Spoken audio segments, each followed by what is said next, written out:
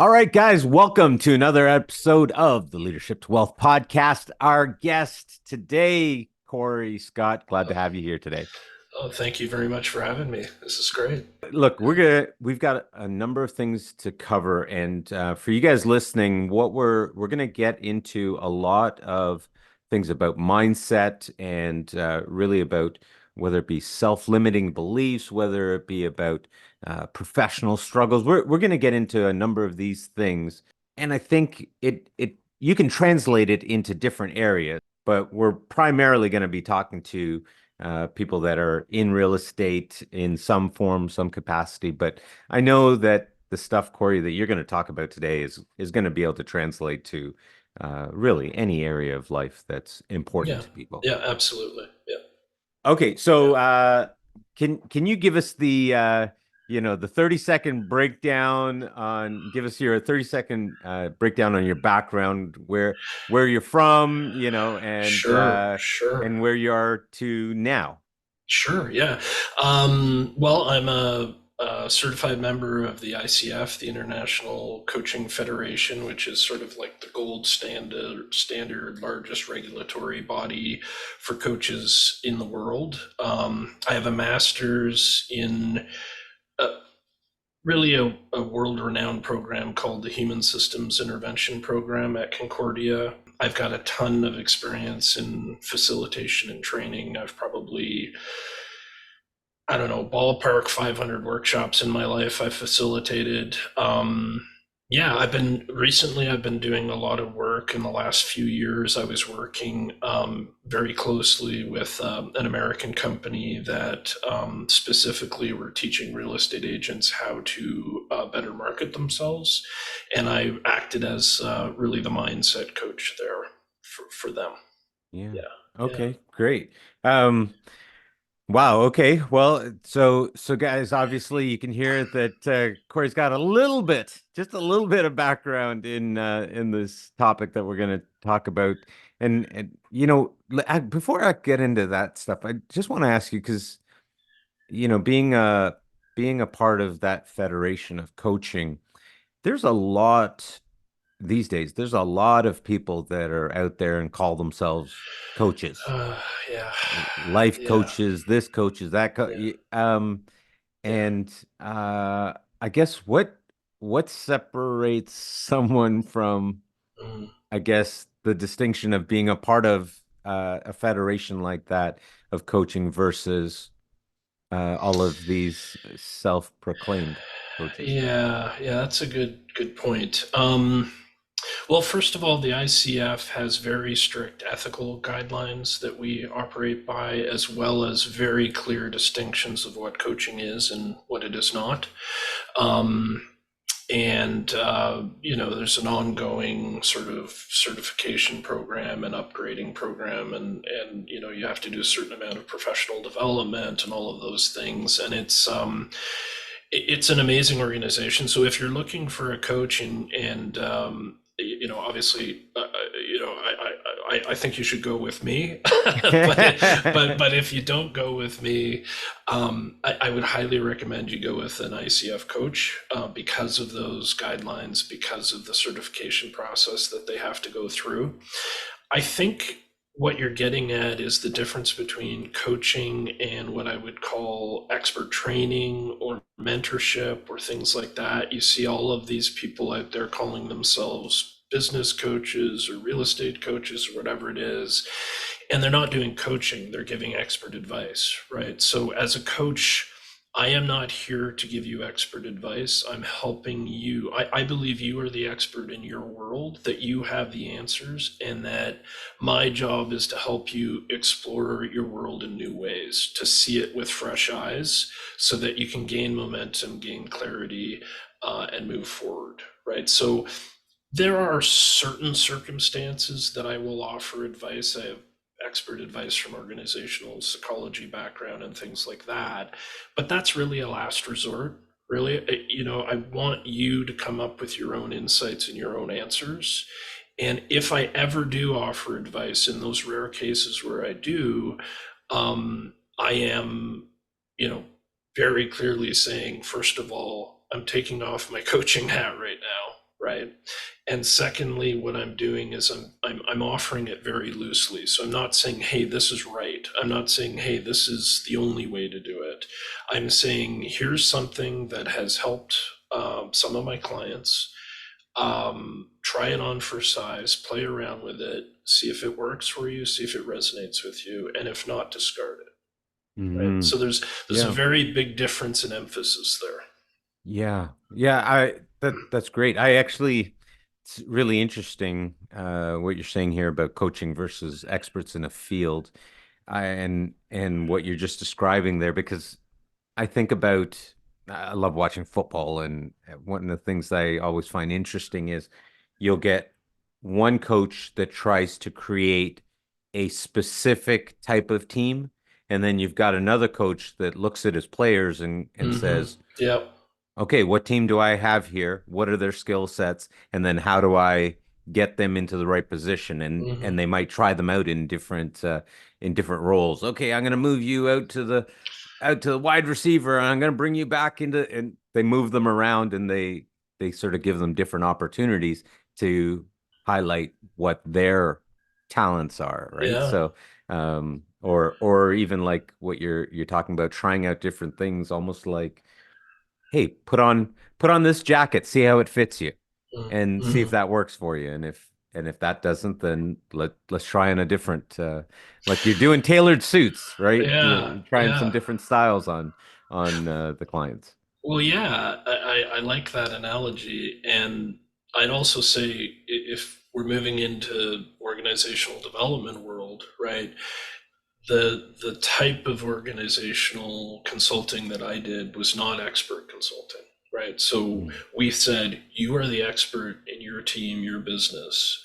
So we're not one of those consultants that came in and examined everything and then said, do this, and this, and then walk away and give you the report, right? Right. Rather, Yes. we're creating framework, we're creating Ah, yes. conversations for Yes. people to figure out their own answers. And typically those lead to a lot more aha moments. And Yeah. also, expert advice tends to lead to dependency. Whereas when you come up with your own answers, your own insights, your own truths, that leads to transformational learning, transformational change, which is far more powerful. And then so I have clients that are long-term clients, but those are people that are really, really motivated to continue to explore and expand and grow and set new goals. And they see coaching as an investment in their business, investment in their life. But generally speaking, I'm trying to make myself disposable, right? So that Right. you don't need me anymore, right? Right. And if you're coming on as the expert, that's creating a kind of dependency in some ways, and that's not what coaching is about. Mm. Does that make sense? Yeah, yeah, Yeah. I get that. I mean, there is a difference between coaching and a consultant. If we're just using that football analogy, the coach is there as you make your moves, and they're able to give you feedback right on that in Yeah. that moment. Um, that would make a difference for how you execute, Right. right? As opposed to a consultant comes in, makes some type of evaluation, and says this, and then they're gone. They're Right. not there to be able to navigate the day to day. They're really more about an overall picture, something like that. Yeah, and I'd say, listen, there's a place for both, right? I love, training. I've facilitated lots of workshops. I think it's needed and valuable, and there's a place for it. The the the distinction that I'm drawing is, don't call yourself a coach if you're really giving expert training. You know Right, what I mean? right. That's really what I'm trying to say. I think we need Uh, both, right? yeah. And we have to have both, but they're different activities, they're different roles. Okay, well Yeah. let's see what coaching looks like. If we're talking about, one of the most common threads for and you guys know this, we all have these like self-limiting Uh, beliefs, mm, right? We've got these for whether you're a real estate agent or whether you're a mortgage agent or Mhm. whatever you're doing, oftentimes in our careers we face these self-limiting beliefs. Yeah. How does someone, what are some of the most common that you hear, and how would you sort of start to work with someone in these areas to Mhm. transform, Yeah. this area rather than just trying to I don't know, whatever other than transform those areas? Yeah. What would you say? Yeah, that's a big question, right? Okay. It's a really Well, big give us some of the question. most common ones just to Yeah. start with. Well, I mean, people don't usually call it self-limiting beliefs when Of they're course bringing it not. up. They're so usually what they'll say is I get in my own way, or I'm in my own head, or I'm overthinking things, or I feel paralyzed, or I just doubt myself all the time. Things like that, or I'm afraid to get on the phone, or I always blow it when I go to a listing presentation, things Yeah. like that. And you know the, so the first thing I want to say is when I'm coaching somebody, again, because I really try not to provide expert advice even when I have expertise in an area. I want it to be something that resonates and makes sense for the client, and typically I want them to come up with their own insights and their own path forward and their own practices and things like that. Now, I have worked with clients who are so, maybe I would use the expression, locked in a scarcity mindset, Hmm. that it's Oh yes, hard. this whole aspect of scarcity and abundance seems to Yeah. be a multi-million-dollar industry, and on talking about scarcity and abundance. So, what would you say into that arena? Yeah. Yeah. And I get a little uncomfortable with, the um we call them in coaching the sage on the stage that calls himself a coach and says, I have all the answers and listen to my wisdom and Yeah. everything will work out. It makes me really uncomfortable because I don't think that leads people to the right place, right? But I have worked with clients that are so locked in that scarcity mindset that it's difficult for them to move forward until that is addressed, right?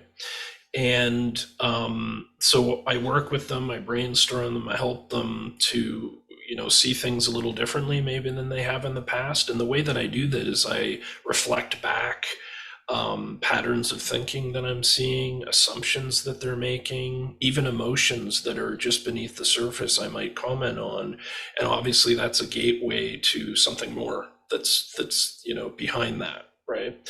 And so when you approach it in that way, as a dialogue, as questions, as curiosity, people start to, instead of just staying stuck, they start to shift their perspective. They start to say things like, oh, I haven't thought of it that way before. Oh, I didn't realize that I do that, right? And that starts to change things, and that starts to open them up to new ways of seeing, new ways Hmm. of looking at themselves and the world around them, right? Hmm. Because at the heart of things, coaching to me is about the concept of constructionism, that we construct our world for good or for bad. And it's the lens by which we see ourselves and the world around us that we do that, Yeah. right? So changing that lens is sometimes a really important first step, right? And Yeah. that's something they have to do. They have to want to do, they have to be able to do.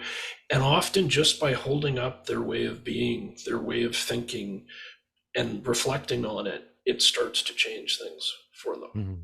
Now, I will say there have been times where after we've exhausted everything, a client is still feeling stuck and they ask me for my advice. So as a last resort, I will do that and I'll sort of take off my coaching hat and I'll say, okay, let's talk about this. But again, let me make it clear, this is just my perspective. Doesn't mean it's right, and it doesn't mean it's right for you, right? Yeah. I think there's two main dimensions to it. The first dimension is learning to change those self-limiting beliefs. And in my experience, I have a practice that I developed that has, um, really transformed some people's lives that were really impacted by self-limiting beliefs. Hmm. And it's Let me come back to that. I will talk about that practice because that's a little bit of a complex practice. Okay. But let me maybe it's helpful to finish this thought that there's two dimensions to this moving to abundance of changing those self-limiting beliefs. Is one to change that inner critic, to change that what some people call intrusive thoughts, what I call self-limiting beliefs. There's a practice that I have that I call walking around mindfulness. There are other practices and things that you can experiment with. The second piece is about building positive thoughts and activities into your life. And that I mean, you've mentioned it before. That might range from exercise to gratitude to learning to set boundaries in your life that you haven't set. You know, there's a million different ways to do that. But here's the piece that I think is the hardest for people to wrap their head around, and that is that learning to live in abundance, learning to silence those thoughts, that is a choice, right? And that really grabs people, and they have a lot of trouble with that at the beginning, mostly because we don't live in a world of equality, right? We have somebody grows up with a silver spoon in their mouth, somebody grows up with nothing, somebody has major health issues, whatever it is. So they think, well, my circumstances are preventing me from seeing the world, you know, in a better light, right? And so people react to that because we are not on an equal playing field, right? But I think what you will find, and what I have experienced as a coach, is there are people with silver spoons in their mouth that totally come from scarcity. And there are people that came from nothing, in quotation marks, um, who demonstrate unbelievable abundance and unbelievable self-belief, and that are incredibly amazing people and inspiring people, right? So it is a choice, but that's a hard thing to get your head around at the beginning. And also, it's not like a light switch. It's not like, oh, okay, I'm going to choose to think positively now, right? It takes practice, it takes Yeah. discipline, it Yeah. takes self-awareness, it takes mindfulness, and it's not like an overnight thing. The other thing I'd say is we none of us spend all of our time in abundance, right? Something will happen in our life that brings us to scarcity. And then the question becomes, how long do you stay there? How much does it impact you? And what do you do to get back to abundance? Does that Yeah. make sense to you? Is that, Absolutely, yeah, absolutely. yeah. And I love that you're even using the word practice because it really is a practice when you consider that there's always going to be things that are trying to pull us in one direction or the Hmm. other, and so that sometimes you're going to be pulled over here, Yeah, and you've got to bring yourself back, and you've got yeah, to, there's a practice that I've been taking on, which like is called returning to. And so, for instance, if I'm reading and then my mind starts to wander, just return to reading, just return to reading, return to if whatever it is, because the mind naturally has that, it'll go off. You're reading something and then your mind goes off. And before you know it, your eyes are like at the bottom of the page. And you're like, I don't remember anything of the last three paragraphs that I read. yeah, Because your mind, some part of you is like gone off and thinking about something else. How that happens, I'm not exactly sure, but that's what happens. And you just have to learn to return. And I think it's getting distracted is not hard. That's yeah, not a hard thing yeah, to have happen in life. And it's not something to beat yourself up about, yeah, right? So yeah, instead, just take on the practice of returning to what it is that you're trying to stay, we call it focus, right? yeah, And it really is. I love that word practice because in whatever area of life that is important to you, well, that's the area to go practice. yes, yeah, This area of, talking about practice, I think it's important that whatever area that's important to someone that they practice. So I love that you're using this word practice. Yeah, and I love that you're using the analogy of sports. I use that a lot. I think particularly with mindset work, it's kind of like learning a sport, right? It's based on repetition, it's based on discipline, it's building muscles, new muscles. Yeah, in this case, you're training your mind, right? Yeah, yeah. Yeah, Well, yeah, I mean, I would argue you're training your mind, your body, your spirit all yeah. together, but yeah, yeah, Yeah. I mean, yeah. oftentimes that I find that we don't think of our mind like as a muscle, and we don't realize the different parts of it and what they do for us. Like to understand that there are parts of the brain that are conscious and are focused Mm, on things right mm, here, right now. They're the subconscious, right. the amygdala, the fear response, right Mm, there. yes, These are yeah. parts of the brain that are meant to keep us alive. And sometimes they don't serve us and they do things that actually hold us back. And I find especially as we were talking about self-limiting beliefs, I find that a lot of these are actually connected to just that survival mechanism. Oh, And yeah, yeah. and it has nothing to do with survival. Very good insight. Yeah, I agree. I agree with that completely. And when you were talking about returning to, I mean, that's the essence of the mindfulness practice, right?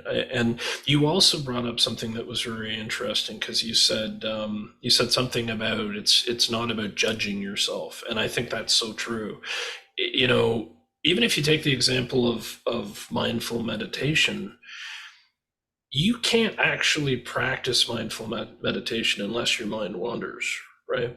Because Yeah. it's the act of noticing that without judgment and Yes. returning to breath, returning to body, Yeah. that allows you to do that. So that mindfulness, that presence. By the way, that comes up a lot with agents because agents tend to, in my experience, go a mile a minute, right? Like their strength is also their biggest weakness. Multitasking, doing everything, thinking of new ideas. I mean, agents are entrepreneurs, right? And their minds, they describe to me as going a mile a minute, right? And what happens is they tend to get lost in the hamster wheel in their brain, right? And they get disconnected from their wisdom, from their intuition, from their body. And some of what I do with agents is about making those reconnections where I think you make your better decisions, right? If you're locked entirely in your thought process, you're divorced from your intuition, right? Mm. And I mean, I have this saying that science catches up with grandmother's wisdom 50 years too late, right? And and so like in the last 15 years neuroscience has made all kinds of discoveries about how we think and experience our world, and how we perceive our world, and it is definitely not just through the brain. It involves our skin, it involves our organs, all of these different things. And in terms of this idea of intuition versus sort of logical logical brain work, sort of linear deductive reasoning versus intuition. Throughout academia for years and years and years, the linear deductive reasoning was held at a higher level than intuition. And what they found actually is that they're operating at the same time, although there's some debate about that. And, when we're dealing with complex human situations with multiple outcomes, multiple perspectives, multiple possible ways of looking at it, it's our intuitive way of knowing that we use, not our linear deductive reasoning. Our linear deductive reasoning is really good for solving math problems. It's not so good at solving those types of problems, right? So when an agent is, trying to decide what the next move is and they're writing their to-do lists, that's not actually how they make their decision, right? Their pros and Right. cons list, right? It's something that's beyond that. So the further they get away from that kind of intuition, that kind of wisdom, my experience is the worse decisions they make. That's interesting. Okay, let's use me as a guinea pig here for a second, and I'll tell you what I do for a number of different areas. First of all, when it comes to this idea of task management, um, I I've learned to rely heavily on my calendar. Uh, I slot in a time for this is what I'm doing at this time, this is what I'm doing at this time. And and I've noticed, and I was in this camp at one point where I wouldn't honor those times that I'd slotted in. Yeah. Something else would come up, but I've come to the point where I slot time in, and what I found that has done now, I don't have every minute of every day slotted in, but I've got the important items slotted in. And what I've found that to do for me is that instead of having this to-do list that I'm always looking at and, oh, I've got 10 things to do, my calendar is telling me this is what we're focused on right now. Right. This is what we're doing right now. And when it's time for that next thing to come, then it pops up and, oh, it's time for me to do that.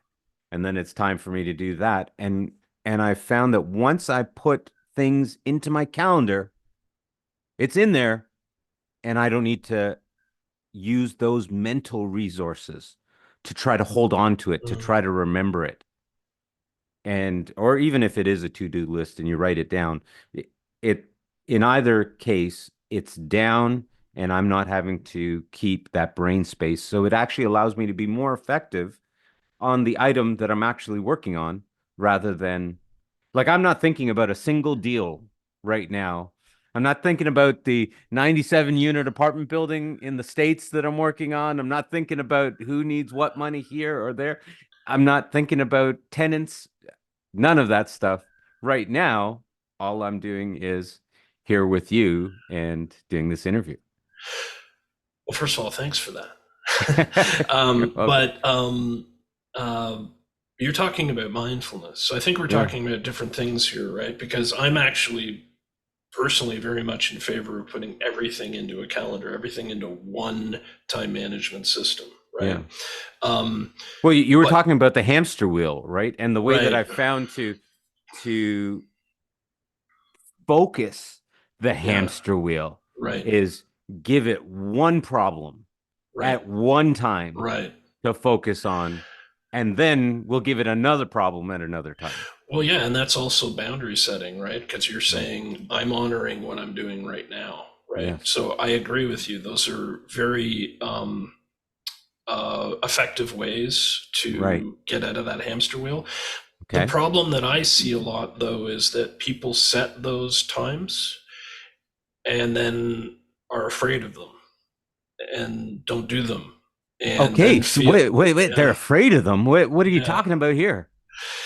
Yeah, they will time block, right? They've Yes. learned from somewhere, hey, I'm time blocking supposed to is the time way to block. go. I'm Yeah. supposed to time Okay. block, right? Found a But YouTube video and it told you all about yeah, time blocking. all about Okay. time blocking. These are the five secret mysteries of life, and all that Got it. Yes. stuff. And so they do that, but then they can't meet it, right? And Yeah. so what happens is they get into a spiral of sort of shame in a way, right? Mm. Where so it actually becomes self defeating for them, right?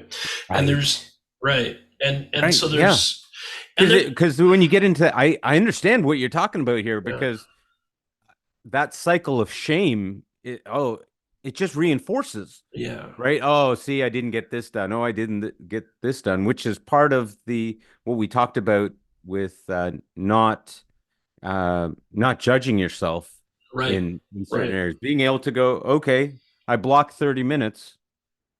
I needed more time. Okay, Yeah, right? Or whatever it is, right? Like giving yourself some space to be on uh to see what it takes in any given area. I don't know. but you see, you're present and you're mindful and you're Okay. focused, right? And Yes. so some people come Oh, into yes. We're that talking about time the block, fear. We're talking about the fear and the yeah, shame. Yeah, and yeah, they're not yeah. there. There's four ways I see people most commonly get stuck. Okay. The top four ways that people get Yeah. stuck. All right. Love Yeah, it. yeah, I'm doing Got it a title of a myself book now, here, right right? here. Yeah, All there right. you go. The first is fear and a lack of self-belief. That's a big one, Okay. right? That's a very, very Yeah. common one. The second one is not knowing what to do. So, for instance, in my work Mhm. in organizational development, I'm working with a team and I say, okay, so what have you done to solve this problem, and there's silence in the room. I'm like, okay, well, what's the first step that you think might be good? Silence in the room, right? There's like this thing in the distance that they have to do. Like, say it's an event a real estate agent is doing, right? But they don't know the 50 steps that they need to take to get that event going. So it just hovers in the distance, causing them Right. stress, right? Right. And Yes. so breaking it down, it sounds so simple, but I Yeah. mean, I've worked with elite teams that didn't do that, right?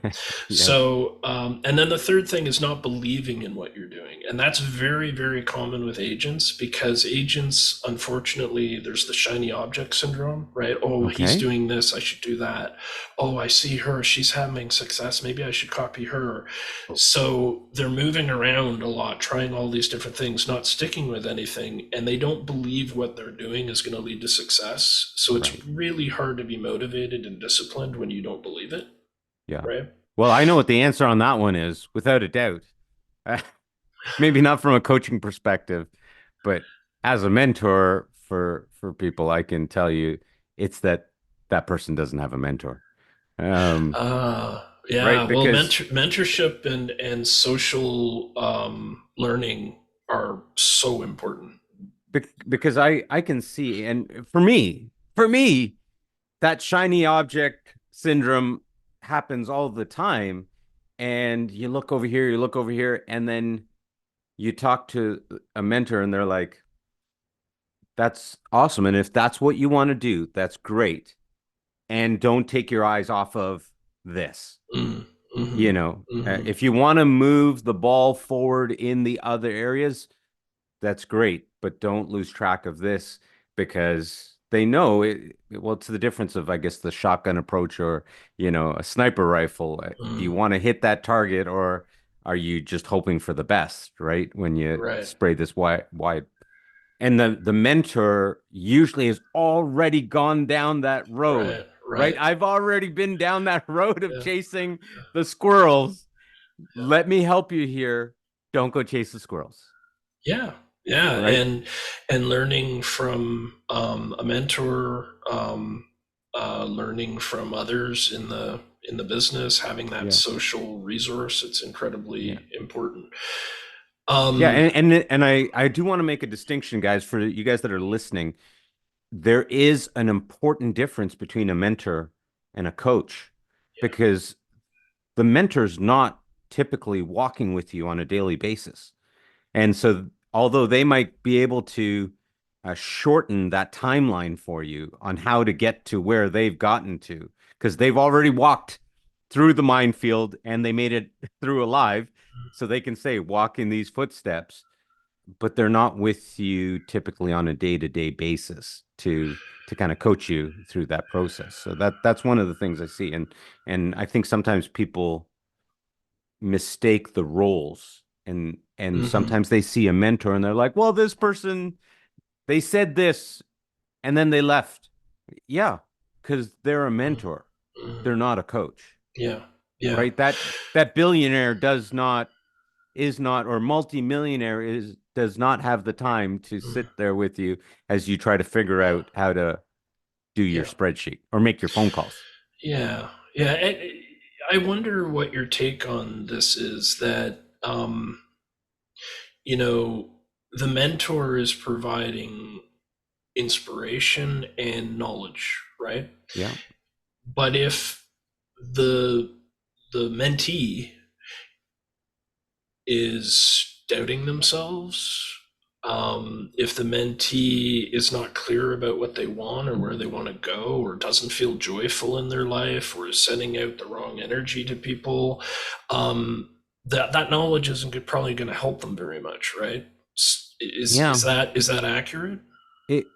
That's a great way to put it, because I'll use myself as an example. As a mentor, I can provide all of those things that you said.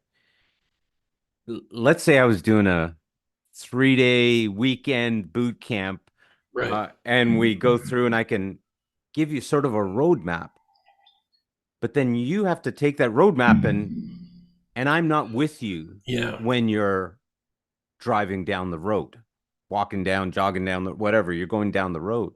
And so Then when you come back and you say, oh, this is what I did, this is what I didn't do, this is what happened, I can give you feedback again at that point. I can be kind. I can go, you did great.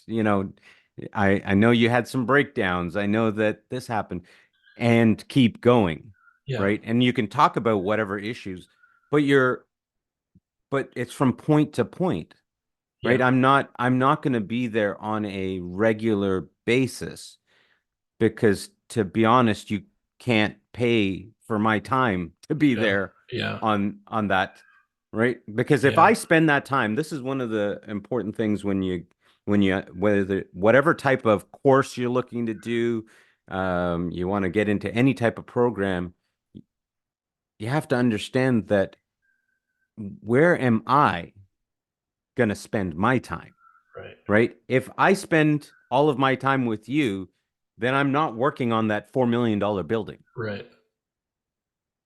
right? And so it better be worth it for me Yeah. to be able to do this. Now there's and what I'm hearing, and this is where you get to jump back in and tell me where I see you're able to really make a difference for someone is you're going to be there on the ground with them as they're going through I'll call it the non-technical, the non-expert Mhm. specific area. You're going to be able to be with them on with what's going on in their mind at that moment so that they can continue to move forward. Yeah, and it's That's what also I hear. yeah, it's also about building capacity, right? So Yeah. they can walk with your knowledge, right? Yeah. Because you're not walking with them along that path where they have the strength and the clarity and the certainty to do it. But I'd also say like when we work as coaches with a client and we're trying to get them to see things in new ways, it doesn't end there, right? Like that's not the end game. The end game is okay. So this is now your new goal. You've clarified what your goal is because goals always change from what people come in with to once they explore it more, they realize no, this is actually my goal. Then we're like, okay, what are the actions, the actual actions that we need to take to get you to your goal? What are the things that can stand in the way of that, and what are we going to do about them? How do we keep your momentum going and your self motivation going, and how do we build that? What practices will support you along the way, right? So there is this mindset piece to it and this fresh perspective piece to it, but then there's the actual boots on the ground actions that you're going to take to reach that goal that you've set, right? Yeah. And actually this brings to mind, we Like I talked. can tell you, I can don't forget your point. I can tell someone that I'm mentoring, you need to be making at least 10 phone calls a day. Right. And then okay, great. They go off and do that. It's probably not until whenever later on that then they're coming back for a check-in that I'm going to find out what they didn't do, and maybe what they ran up against. Right. And what I find oftentimes is that the person on the day one or day one, they didn't get 10 phone calls, they did three, and day two, they did two, and then by day three, you know, and so, They and got they're already stuck. out of it, right? They got They're stuck, stuck. Yeah. right? And Yeah. so you can tell them the mentor can give them sort of the actions of what there is to do, but and if the person doesn't have the actions on what to do, then usually for me, I would immediately go, oh, that person doesn't have a mentor because they don't know what the Yeah. next Right. action is to do, Right. right? Right. Right. Well, I mean, like the mentor is invaluable, right? I wish Right. everybody had a mentor. Yeah. Walking that path, but some people are ready for mentorship and some people are not, Yeah. right? Yeah. It's not enough to take the knowledge. You've got to take the knowledge and be able to implement it, right? And if Mm. there's things that are holding you back from that, now I would say just in this conversation alone, I see a synergy here in the sense that say we have a mutual client, right? And you have mapped out a path for that client and the client is having trouble implementing it. It's like I'm supporting the client. What's really going on here? Mm. You've got a path to success. and you're not taking it, what's happening, right? And I work with the client on that level so that they're able to take your expert value and run Mm. with it, you know? Yeah. That's So, that's really interesting because one of the challenges that you see in let's talk about this field of real estate, whether it be mortgage agents, realtors, investors, whatever aspect you want to get into. Like I've got the multifamily conference 2024 is coming up, and this year I'm going to be the MC for the entire event. yeah, I remember And you telling me about that. That's yeah, great. That's exciting. thank Yeah. thank you. Yeah. Yeah, excited. One of the challenges that you run into when you're at these events, when you're in the boot camps, when you've been in the industry for a while, you know that you're going to give all of this knowledge, information, wisdom, experience, and of that group, about 5% are going to take it and just boom. Mm, 10% are going to start trying to implement it, and maybe if you're lucky, 15% will will take it and actually and do something and get a little mm, bit further up the road. mm, mm, But you know that the vast majority of the people are going to walk out and not do mm, another thing. mm. And until the next event, the Right. next seminar, the next whatever, and which I'm not okay with. Yeah.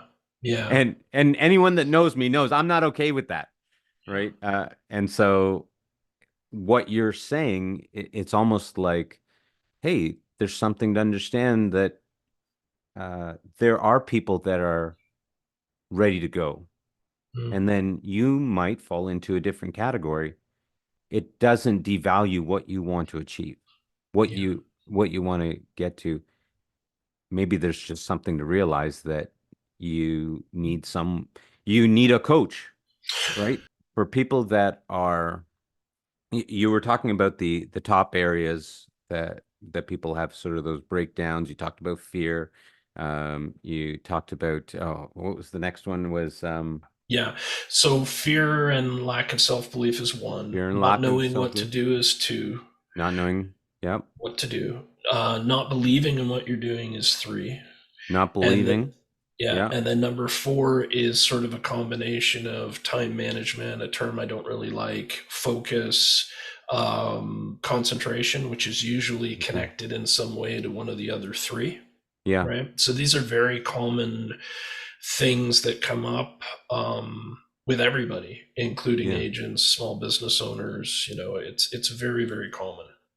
Okay, so if people see themselves in one of these areas, if they see Yeah. there's something to do there, and you said you do free consultations, and Yeah, and I so if do they it. were to get, I do an initial consultation so we yeah, get to know each other. I get a sense of what they're trying to achieve, yeah, and they get a sense of how I work and what I do. And if we think it's a fit, then we move on from there. But it's the okay, first session's always free, right? okay, Because we don't great. know if we're a good fit for each other, right? So guys, if you see yourself in one of these four areas, you can go reach out to Corey and If you can get yourself into a place, which again is kind of a lens, kind of a choice, where you're enjoying the process of that grind, that work, not the end product itself, that's a huge factor in sustaining self motivation. yeah. Yeah. Well, it's great that you even point that out because I love to tell people that if you're working hard, that sounds great, but while you're working hard, I'm playing. And I'm gonna Right, right, and I'm gonna beat you any day of the week because right. I don't get tired playing. Because And you're and finding joy in what you're doing. yeah, if you Yeah, just a little shift, right? That like you talked about that lens, and if you see that aspect in whatever you're doing, you find the play in it, the yeah, fun in it, yeah, then you get excited to be in there, yeah, right? And it's not this drain on you to go like whoever had a drain like, oh my goodness, I got to go have fun, right? yeah, It's not like that. Instead, you find energy where there wasn't before, right? yeah, If you can yeah, just find that what that is. And so for me, there's always something about finding my commitment inside of whatever I'm doing. Because if I'm not committed to it, then I shouldn't be doing. If I'm not committed to something there, then I shouldn't be doing that part. Making phone calls on a daily basis. Why is that important to me? And But you it's see, not it's not about making phone calls. the way you're describing that sounds like a lens shift, Yeah, right? absolutely. Yeah, yeah, Well, that's what I found yeah, is just that aspect of if I can see where something is connected to my commitment in life, yeah. then forget about it. It like, Yeah, I think that's all totally, totally true. And the other thing I'd add is identity, right? Like yeah, you just sort of talked about your identity. I'm somebody that plays, right? yeah, Play, and so that governs yeah, sort of how you approach things, like just yeah, knowing you a little bit personally as well, yeah, right? And I'm somebody that I'm driven by mastery, right? I yeah, always want to get better. I always want to yeah, keep learning. So that drives some of my decision making and yeah, how I approach certain things, right? So identity is another piece of that motivation puzzle. yeah. Take some, and somebody wrote about this, Simon Sinek, I think his name Oh was, yes, yeah. and he wrote about sort of the outer layer of motivation and the goal and things like that. Oh, you've got one? What is it? What is it? I got a couple of Simon stuff here. Yeah. Start Start with with why why. That might be and, the one. find your And why. find your why. Yeah. Yeah, So yeah, which is because the guidebook with that goes with it. well, yeah, because he wrote about like, okay, the goal is not enough. If you think of a circle of motivation, right? The goal on the outside, the actions or plan on the inside, that's not enough. You need the identity. So I think the example he gave, if I remember correctly, I might be misquoting this, but it's like, okay, so you want to get in shape. So my identity is I'm a guy that doesn't miss gym days, Mm, right? And when you connect with that identity, it builds that motivation because it's governing your behavior, right? It's yeah, saying, yeah. so I think there's a lot to self motivation. I think that's a big discussion, but Yeah. yeah, yeah. Well, Corey, it's been great having you on the show. Thanks for having me. Great It's been a talking about it. blast. Yeah, Guys, if you want to check out Corey, of course, you'll find his contact info in the show notes, and you can reach out to him, free consultation, yeah. and find that synergy, find that whatever that is that is blocking you from getting to the next level. And go reach out to Corey and see if he can't make a difference for you and in getting to those areas that are important in your life. And Corey, any final words that you want to say? Well, first of all, thank you very much for having me. It's been a lot of fun. And the second thing I would say is coaching is about goals, Yeah. right? It's about what's the goal? What do you want more of, right? The orientation is always about that goal, that achievement that you want, and finding ways to get there and sustain that success. Okay. Sustaining success. All right, guys. This has been another episode of the Leadership to Wealth podcast with Corey Scott, and we loved having Corey here today. So, guys, we will see you again next week.